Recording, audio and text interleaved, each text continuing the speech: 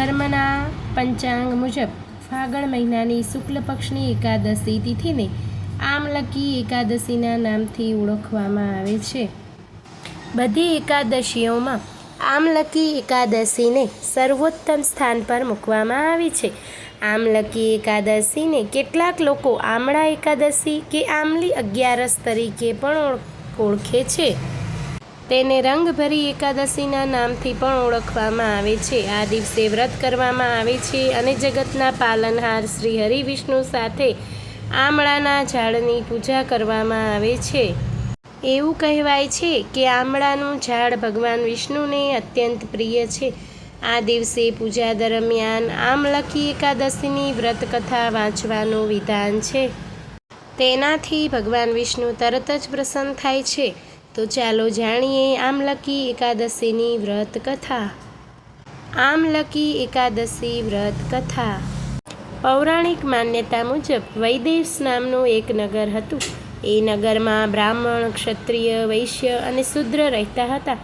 ત્યાં રહેનારા બધા નગરવાસી વિષ્ણુ ભક્ત હતા અને ત્યાં કોઈ પણ નાસ્તિક ન હતું. ત્યાંના રાજાનું નામ ચૈતરથ હતું. રાજા ચૈતરથ વિદ્વાન હતો અને તે ખૂબ જ ધાર્મિક હતો. તેના નગરમાં કોઈ પણ વ્યક્તિ ગરીબ ન હતો. નગરમાં રહેનાર દરેક વ્યક્તિ એકાદશીનું વ્રત કરતા હતા.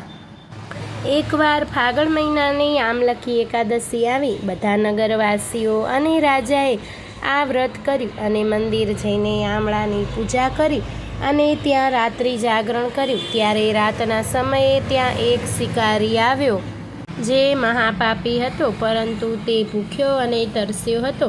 તેથી તે મંદિરના ખૂણામાં બેસીને જાગરણ જોવા લાગ્યો અને ભગવાન વિષ્ણુ અને એકાદશી મહાત્મ્યની કથા સાંભળવા લાગ્યો. આ રીતે આખી રાત પસાર થઈ ગઈ. નગરજનોની સાથે સાથે શિકારી પણ આખી રાત જાગતો રહ્યો હતો. સવારે તમામ નગરજનો ઘરે ગયા. શિકારી પણ ઘરે ગયો અને તેને જમી લીધું હતું, પરંતુ થોડા સમય બાદ શિકારીનું મોત થઈ ગયું. જો કે તેને આમલકી એકાદશી વ્રત કથા સાંભળી હતી અને જાગરણ પણ કર્યું હતું. તેથી તે રાજા વિદુરથના ઘરે જન્મ્યો. રાજાએ તેનું નામ વસુરથ રાખ્યું. મોટા થઈને તે નગરનો રાજા બન્યો. એક દિવસ તે શિકાર પર નીકળ્યો, પણ વચ્ચે જ માર્ગ ભૂલી ગયો. રસ્તો ભૂલી જવાના કારણે તે એક ઝાડ નીચે સૂઈ ગયો. થોડી વાર પછી ત્યાં મ્લેચ્છ આવી ગયા અને રાજાને એકલો જોઈને તેને મારવાની યોજના બનાવવા લાગ્યા. તેમણે કહ્યું કે આ રાજાને કારણે આપણને દેશ નિકાલો મળ્યો છે, તેથી આને આપણે મારી નાખવો જોઈએ. આ વાતથી અજાણ રાજા સતત સૂતો રહ્યો. મલેચ્છોએ રાજા પર હથિયાર ફેંકવાના શરૂ કર્યા, પણ તેમના શસ્ત્ર રાજા પર ફૂલ બનીને પડવા લાગ્યા. થોડી વાર પછી બધા મ્લેચ્છ જમીન પર મૃત પડ્યા હતા. બીજી બાજુ રાજાની ઊંઘ ખુલી તો તેણે જોયું કે કેટલાક લોકો જમીન પર મૃત પડ્યા છે. રાજા સમજી ગયા કે તે બધા તેમને મારવા આવ્યા હતા, પણ કોઈને તેમને કાયમ માટે સુડાવી દીધા. આ જોઈને રાજાએ પૂછ્યું કે જંગલમાં કોણ છે જેણે મારો જીવ બચાવ્યો. ત્યારે આકાશમાંથી અવાજ આવ્યો કે હે રાજા, ભગવાન વિષ્ણુએ તમારો જીવ બચાવ્યો છે. તમે તમારા પાછલા જન્મમાં આમલકી એકાદશી વ્રતની કથા સાંભળી હતી અને તેનું પરિણામ એ છે કે આજે તમે દુશ્મનોથી ઘેરાયેલા હોવા છતાં જીવિત છો.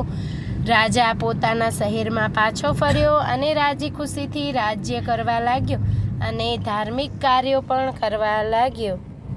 બોલો શ્રી વિષ્ણુ ભગવાનની જય. ધન્યવાદ ભક્ત મિત્રો. જો આપ લોકોને વિડીયો ગમ્યો હોય તો લાઈક કરજો, ચેનલને સબસ્ક્રાઈબ કરજો અને બેલ આઇકન દબાવવાનું ભૂલતા નહીં.